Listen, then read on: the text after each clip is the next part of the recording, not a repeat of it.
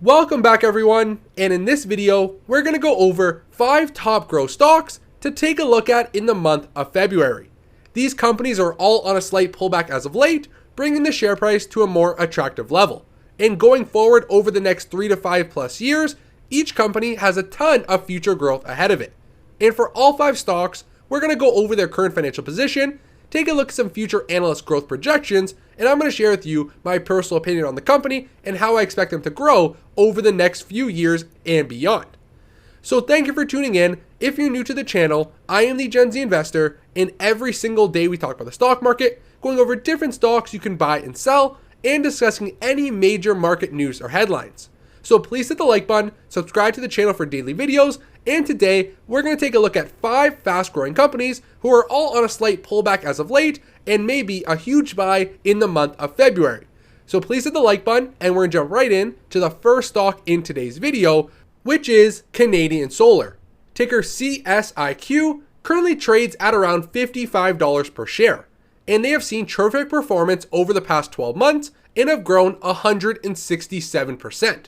And even after the massive run-up, their current market cap is still only $3.2 billion, so they are a smaller company on the market. And as of late, over the past month, from their most recent high of over $64 per share, they've taken a pretty big dive, declining close to 13% overall.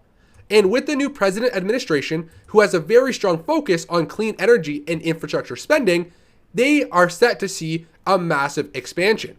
And the president himself has promised a historical investment in solar, wind, batteries, and transmission.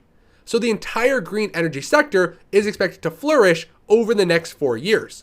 And if we take a look at some analyst projections for this company, we're expecting over 43% revenue growth through the 2021 fiscal year. And the average estimate for their total top line is coming in at just below $5 billion. And going forward, their annual earnings are expected to continue to grow at a fast rate, averaging over 27% per year growth for the next 3 years in the future. And from where we are today, we are expecting the top and bottom line to continue to grow at an exponential rate. And if we jump back over to Yahoo Finance, they are predicting 20% per year growth over the next 5 years moving forward.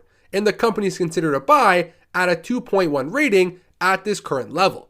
So the entire solar sector does have a ton of future growth ahead of it, with the new presidential administration and the new change in policy and a new transition in our society to focus on cleaner energy. Companies like Canadian Solar are going to see some huge benefits for many years in the future. And this company right now, like we saw, is on a 13% decline and may be at an attractive level to take a look at for your portfolios. So this was the first stock in today's video, and we're going to move right on in to ticker number 2, which is Visa. So ticker V, one of the leaders in the digital payment sector, is down close to 10% over the past month. So another fast growing company who is on a major pullback. And their current market cap is $450 billion, making them one of the largest companies in the world. But over the past 5 years, their share price is up 160%, which is absolutely incredible. They trade with a forward PE of just over 35, and their current dividend yield is 0.66%. And this company has some beautiful financial statements as well. Their total revenue continues to grow very nicely year over year, but throughout the pandemic, they did see a slight drop in their total revenue by a couple $100 million. But one thing with Visa is they have extremely high net income profit margins, which is what makes their business so attractive. Their net profit margins average between 40 and 50% every single year.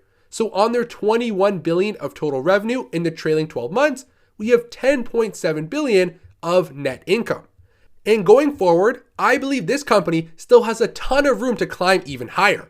I absolutely believe over the next 5 to 10 years, we can see this company worth over $1 trillion. And I currently have a position in Visa. I own 21 shares with a market value of $4,100, and I plan to buy more throughout this dip that we're seeing right now. And with Visa, as society begins to reopen, as travel picks back up and people go out and spend more money, their company will continue to see long-term revenue growth, and that net income will continue to grow along with it each and every year. And now that the pandemic has accelerated the demand for online shopping, Visa is still very well positioned to grow at a fast rate. When you're shopping online, people use their Visa debit and credit card to make those purchases, and now that they're not shopping at in-person retailers, really reduces the time they will use physical paper cash or coins. So as a whole, Visa is still nicely positioned to grow as e-commerce continues to accelerate, as we've seen over the past 12 to 16 months. And for the fiscal year of 2022, analysts are predicting 18.2% total sales growth. And that would bring in Visa's total top line revenue at over $27.4 billion. And going forward, we're expecting the company to grow for around 14% per year over the next 5 years in the future. But I personally believe that is more of a bearish expectation, and we can see between 17 to 20+% growth in Visa over the next 5 years. And right now, the company is considered a strong buy, coming in at a 1.8. And they currently sit well below the 12-month expectation of $240 per share.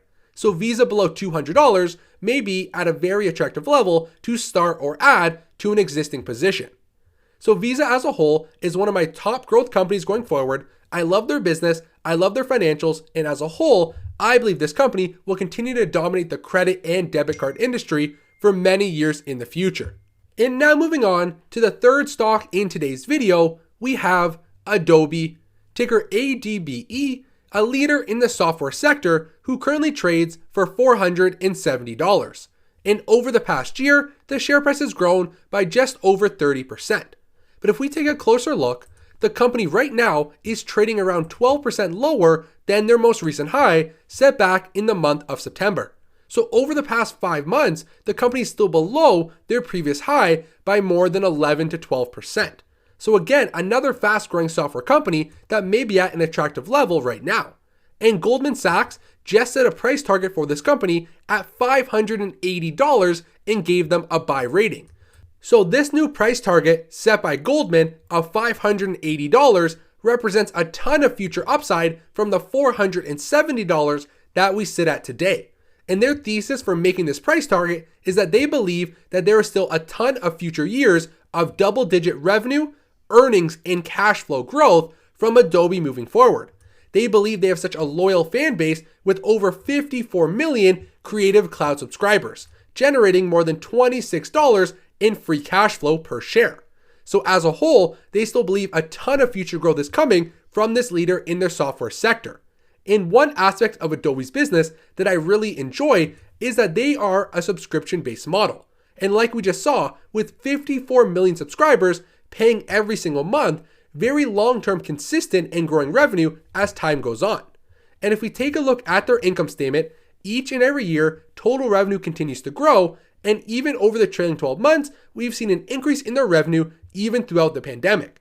And this is a very profitable business as well, as all software names are, very high profit margins and $5.2 billion of total net income on just over $12 billion of total revenue in the trailing 12 months. And going forward, analysts are predicting 14% total revenue growth over the next year, which would bring their total top line to over $17 billion in 2022. And for the next 5 years in the future, we're expecting around 16 to 17% per year share price growth, and the company is currently rated as a strong buy, coming in at a 1.8. And the current price of $470 sits well below the analyst price target of $565 from Yahoo Finance. So we're getting kind of a similar estimate over the next year. Goldman's price target is $580, Yahoo Finance analysts come in at $565, all representing a ton of upside going forward from the $470 level that we're at today. So definitely take a look at Adobe if you want a software-focused company on the market right now who's been trading downwards over the past few months. And now jumping right in to stock number 4 in today's video, we have Goldman Sachs. The company that just rated Adobe, ticker GS, currently trades for around $274 per share. And the company's up 13% on the 1-year chart, and they have a market cap of just below $100 billion. And this is more of a value growth company as well, with a forward PE of only 9.34. And if we take a look, over the past month, their share price is down over 10%. Again, all these companies are on a huge decline as of late, making a very attractive buying opportunity. And if we take a look at their current dividend, they yield 1.84%, their dividend only makes up 17% of their total net income, meaning they can continue to grow that dividend going forward, and they have so much capital left over to reinvest and grow the business.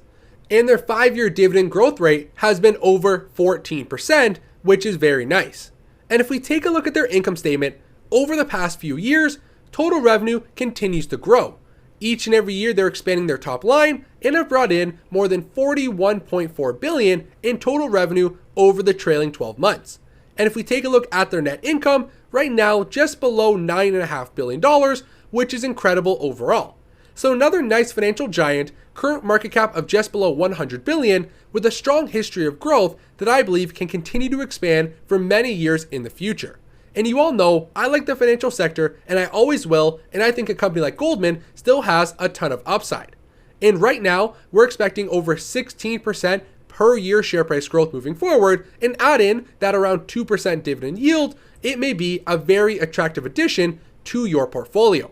And the current level at $274 sits well below the price target of $334 over the next year. And the company is rated a buy at this current level from Yahoo Finance analysts. So definitely take a look at Goldman Sachs, another leader in the financial institution world that continues to grow over the long term.